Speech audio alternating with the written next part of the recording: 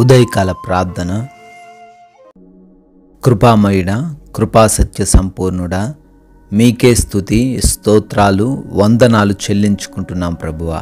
తండ్రి, గడిచిన రాత్రి కాలమంతను కూడా మీ యొక్క అగ్ని కంచె మా గృహాల చుట్టూ అనుగ్రహించి మాకు మంచి నిద్రను దయచేసి మీ రెక్కల చాటున మమ్మల్ని అందరినీ భద్రపరిచి మా కుటుంబాన్ని రక్షించి మాకు కావలసిన ప్రతి వాటిని కాచి కాపాడి ఈ రోజును, ఈ ఉదయకాల సమయంలో మరొక రోజును చూడడానికి మీరు మాకు దయచేసిన ఈ దివ్యమైన సమయాన్ని బట్టి స్తోత్రాలు చెల్లించుకుంటున్నాము, స్తుతులు చెల్లించుకుంటున్నాము, కృతజ్ఞతలు చెల్లించుకుంటున్నాం ప్రభువా.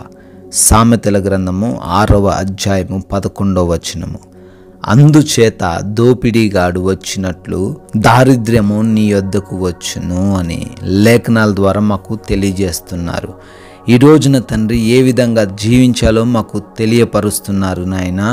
అవునయ్యా, ఎవరైతే సోమరితనముతో ఉంటారో, ఎవరైతే వారి పనులలో నిర్లక్ష్యముగా ఉంటారో, ఎవరైతే నాయన పని చేయలేము అనుకొని తండ్రి వారు ఎటువంటి పని చేయకుండా జీవిస్తూ ఉంటారో వారి యొద్దకు అయా దారిద్ర్యం అనేది దోపిడీ కాని వలె వస్తుందని, వారికి ఉన్నది కూడా వారు కోల్పోయేలాగున పరిస్థితిని వారు చూస్తారని లేఖనాల ద్వారా సెలవిస్తున్నారు.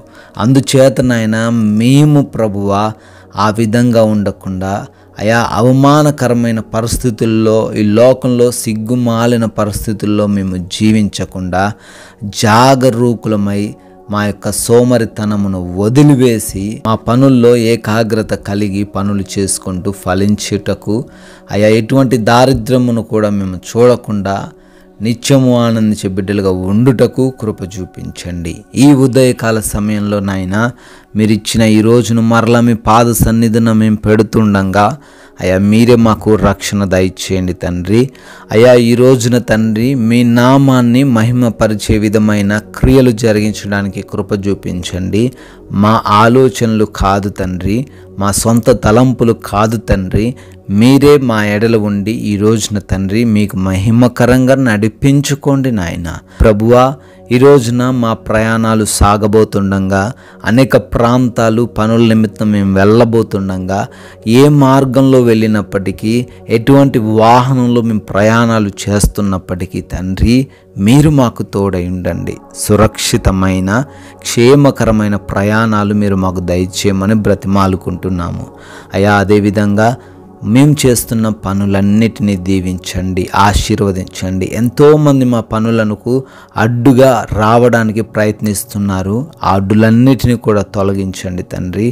నష్టాలు ఏవి లేకుండా ఫలించుటకు, లాభకరంగా ఈ రోజును ముగించుటకు కృప చూపించమని ప్రార్థిస్తున్నాం తండ్రి.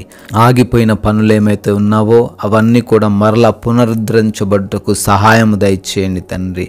క్రొత్తగా పనులు ప్రారంభిస్తున్నా, ఉద్యోగాలకు వెళ్తున్నా, వ్యాపారాలు ప్రారంభిస్తున్న ప్రతి బిడ్డను కూడా దీవించండి నాయన. అయా ఈ రోజున ఏ బిడ్డ కూడా ఎటువంటి లోటు లేకుండా ప్రతి బిడ్డకు మంచి ఆరోగ్యం దయచేయండి, ఆర్థిక పరంగా బలపరచండి, ఆత్మీయతలో ప్రతి ఒక్కరికి వృద్ధిని దయచేయమని బ్రతిమాలుకుంటున్నాము నాయన. అదేవిధంగా నాయన ఈ రోజున ఎవరైతే హాస్పిటల్స్కి వెళ్తూ ఉన్నారో వారికి మీరు తోడై ఉండండి, రక్షణ మీరు అనుగ్రహించండి ప్రభువా. అయా ఎవరైతే ఎగ్జామ్స్కి, ఇంటర్వ్యూస్కి వెళ్తున్నారో వారికి జ్ఞానాన్ని అనుగ్రహించండి, చదివినవన్నీ కూడా గుర్తుండేలాగా మంచి జ్ఞాపక శక్తిని వారికి దయచేయమని ప్రార్థిస్తున్నాం తండ్రి. అదేవిధంగా మేము ఈ రోజున ప్రతి నిమిషాన్ని ఉపయోగించుకుంటూ కాలయాపన చేయకుండా సమయాన్ని సద్వినియోగం చేసుకునే హృదయాన్ని దయచేయండి.